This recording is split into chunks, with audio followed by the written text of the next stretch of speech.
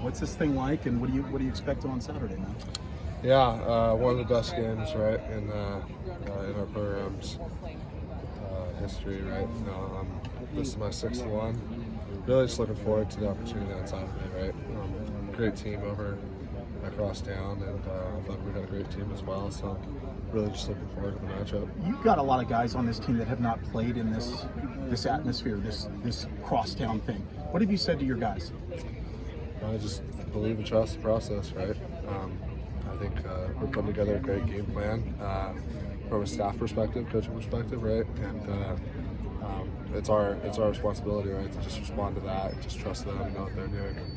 After the season you guys went through last year, how much does it mean to you to have this chance when then you're in the Pac-12 championship game? Yeah, I mean, who would have thought, right? Going from 4-8 last year to being in this position we are now, just super thankful. Credit to this team and the commitment to buying into the culture and really their maturity as well. When you were making your decision on whether to come back for this, could you imagine, that you would have bounced back as strong as you did this year, as a team? I mean, that's always tough to say, right? I mean, you never know. But with a coach like Coach Riley, you never know. So super thankful for the position though that I'm in right now, or this team's in right now, and we're just really looking forward to Saturday. I know after you guys got to keep this in a one-game perspective, but after the Utah loss, how great for you guys to have a chance that, if you handle your business the rest of the way, starting with Saturday, you could get to where the original goal was. Yeah, just take it week by week. Really, that's what we have to do in college football. And you just look back a few years. I think it was the 2016 Clemson team lose a game early on in the season, middle of the season, and eventually go on to win a national championship that year. So it just gives you perspective, right? That you do have to go week to week in these, and can't look ahead, and just have to focus on the task at hand. Andrew, you've been in this rivalry several years now. Is this year kind of take on a different tone, just the fact that there are so many new faces really just on both sides? Yeah, I mean, there are a lot of people that have never played in this game before, so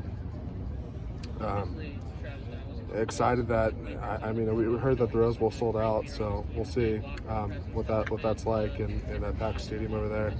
Super excited though for this opportunity, and just to get some of these guys who never played this before a taste of what it's like, right, to play in a USC rivalry game. Does the offensive line have to amp up the rivalry intensity over the course of the week? Because you guys are one of the few position groups I think that are largely guys who have played in it before. Yeah, I mean, we're just like I said earlier, we're just thankful and taking it week by week, and just trying to be the most successful team that we could be out there, the most successful unit. Yeah. Playing next to Mason a little bit, what have you seen from him and how he's going to come along? Yeah, fantastic athlete, and he really has bought in the last few weeks specifically. We've been asking a lot out of him, being a younger guy, to step up.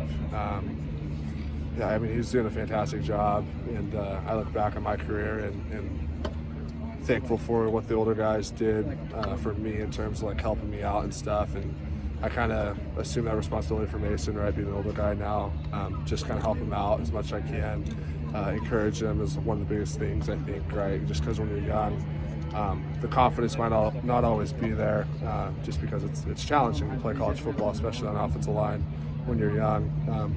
So I feel like that's one of my call to actions with Mason specifically, is just help him out and being an encouraging teammate to him, and just kind of show him what it's like. What do you think about the way he and the rest of the O-line kind of stepped up when you wanted to go in the second half of last game? Yeah, super proud of them, and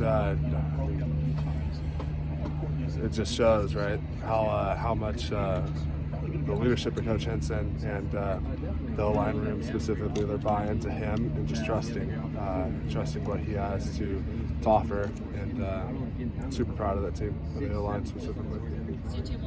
Are there any things that are kind of that stand out that are kind of on the priority list for you guys going into Saturday? Just go out there and just execute the game plan as we're working on all week, and I think they're putting together a great game plan for us. So if we do our part, we'll just be like any other game for us, I think.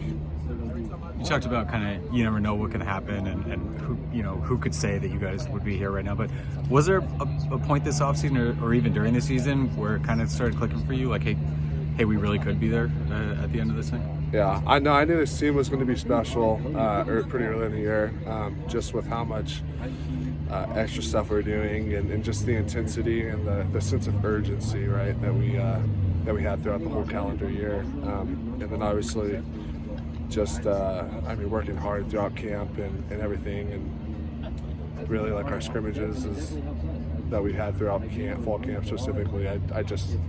We knew it was going to be special, just with the dudes on the field and executing at the high level that we were.